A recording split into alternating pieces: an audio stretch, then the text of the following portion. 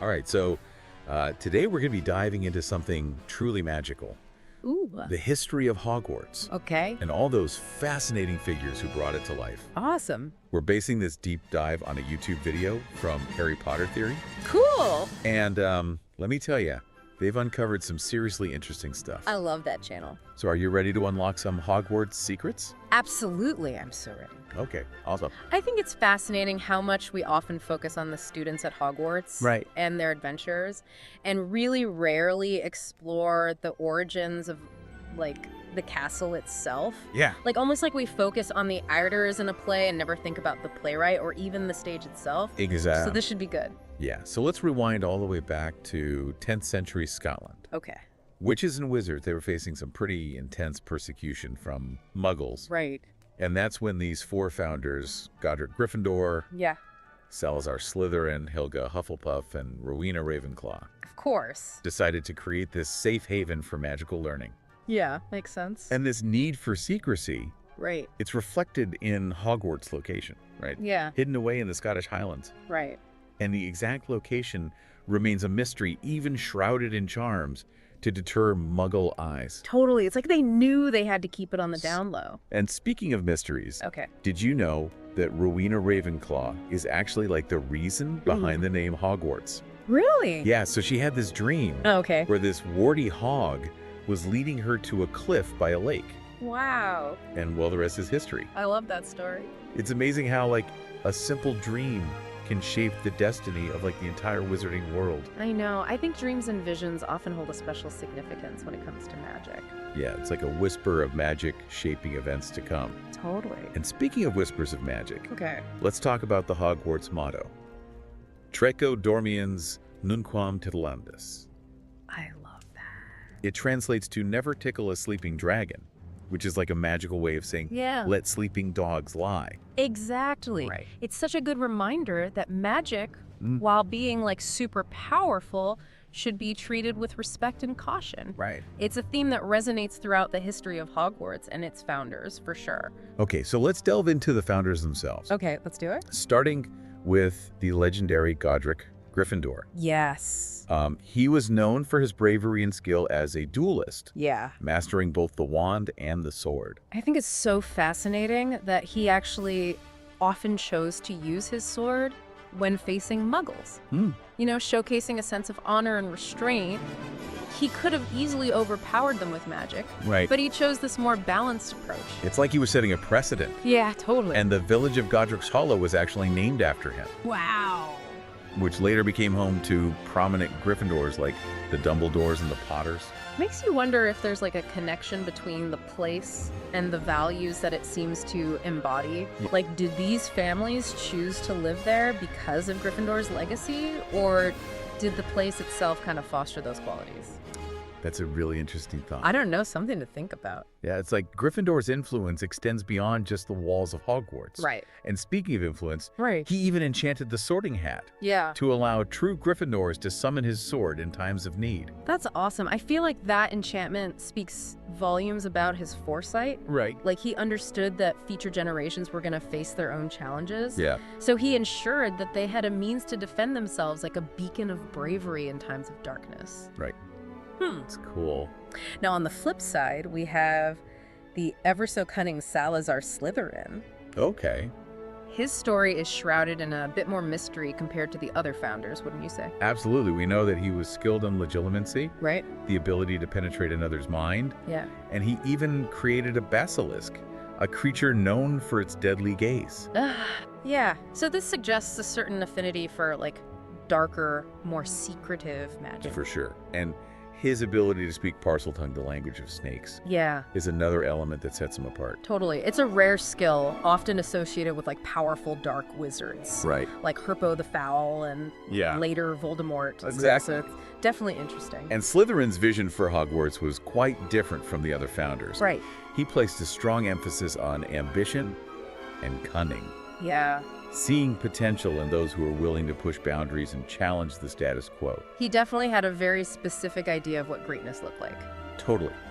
However, his insistence on admitting only pure-blood students Yeah. caused a huge rift between him and the other founders. For sure. And it's this prejudice that ultimately led to his departure from Hogwarts. Makes sense. But not before he left behind a hidden legacy. Ah. A secret chamber designed to one day purge the school Oh, no. of those he deemed unworthy. Oh.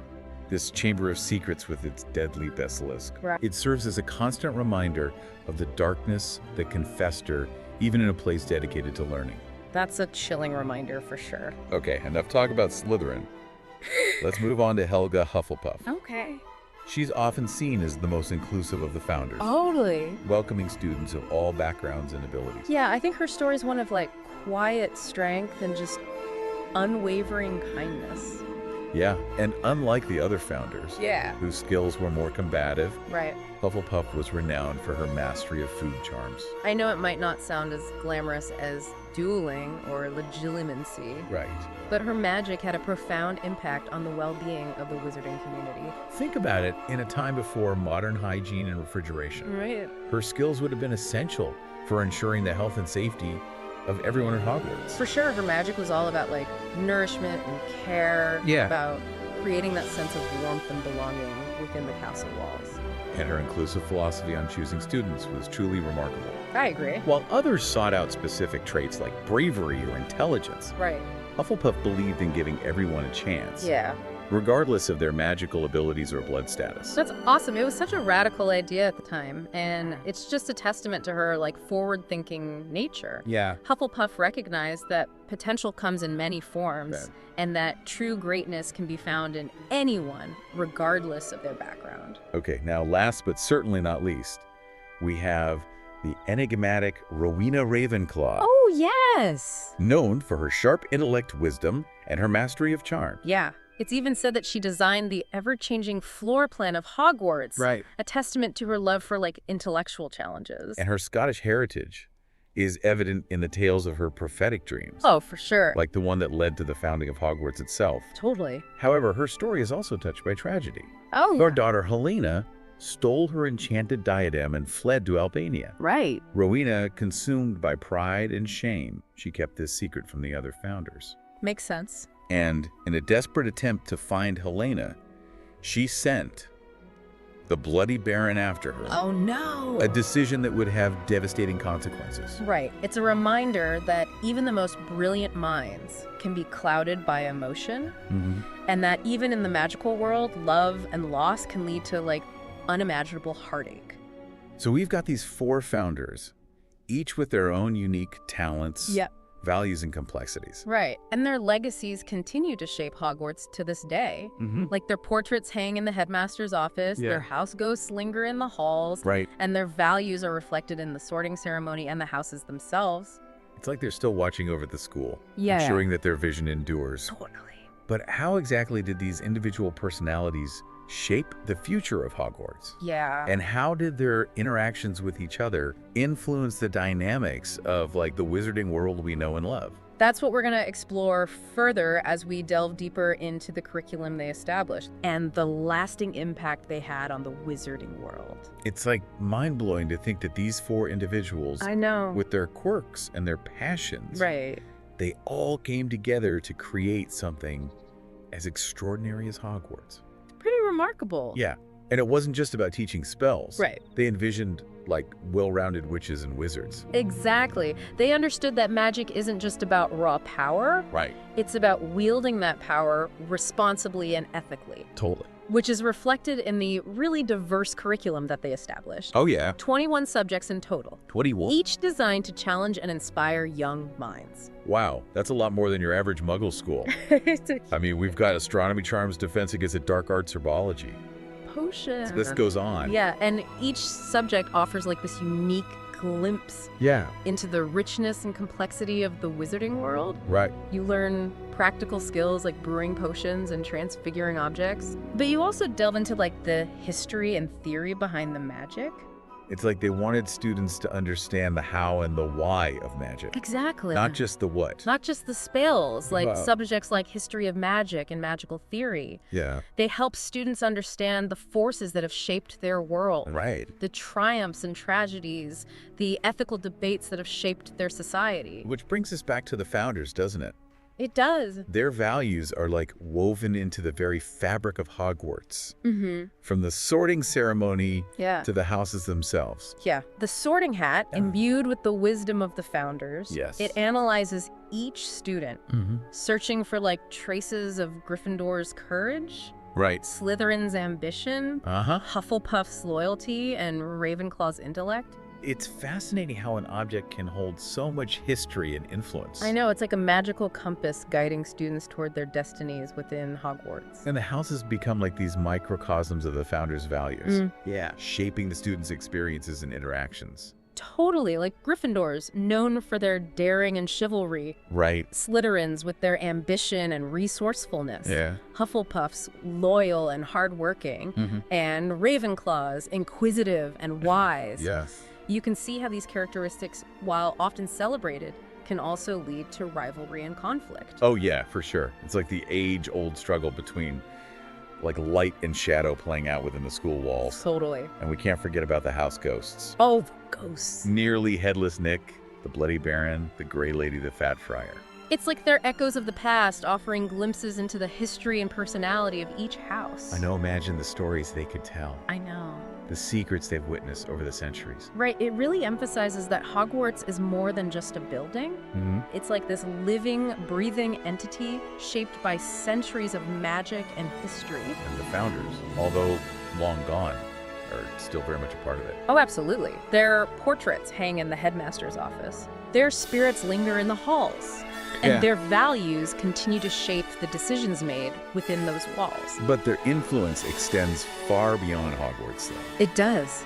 The entire wizarding world is shaped by, like, the choices they made, the values that they championed, and the conflicts that they faced. It's like, think about the Ministry of Magic. The laws governing the use of magic, the very structure of wizarding society. The founders laid the groundwork for all of it.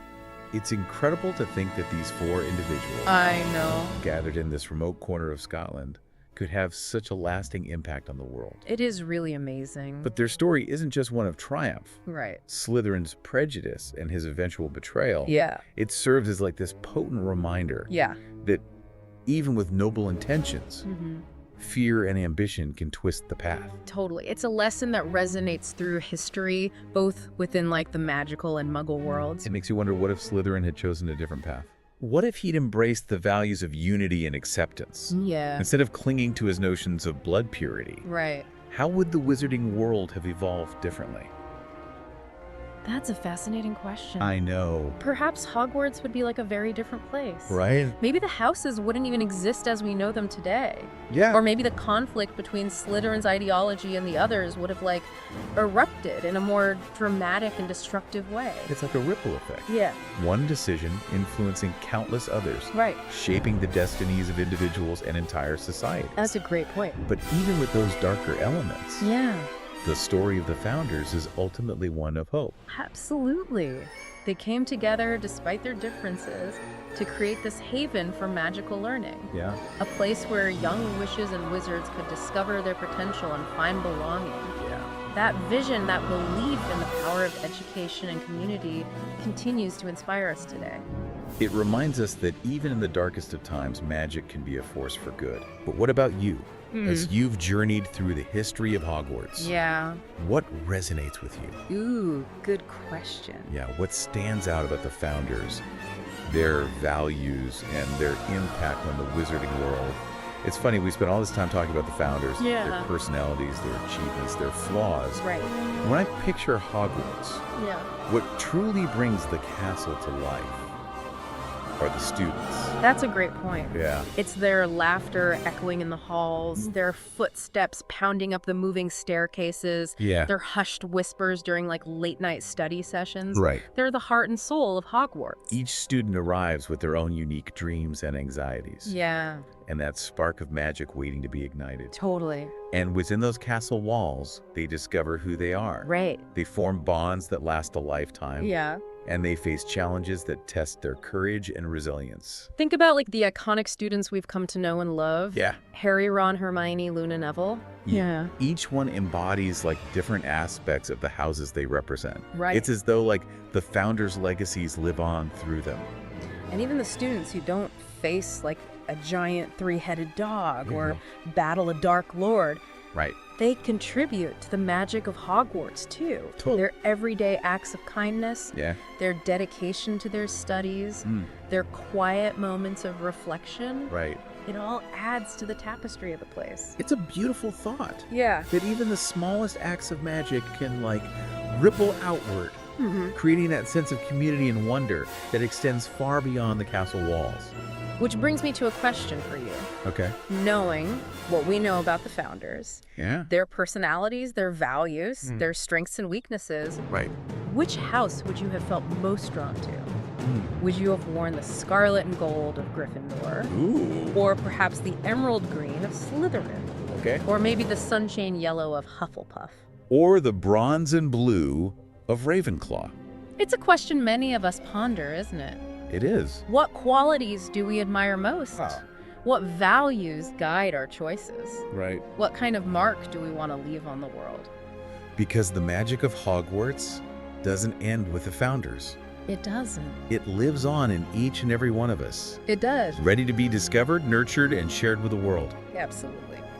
And that's a wrap on our deep dive into the history of Hogwarts and its founders. That was fun. We hope you enjoyed this journey with us. Yeah, thanks for listening, everybody. Until next time, keep the magic alive.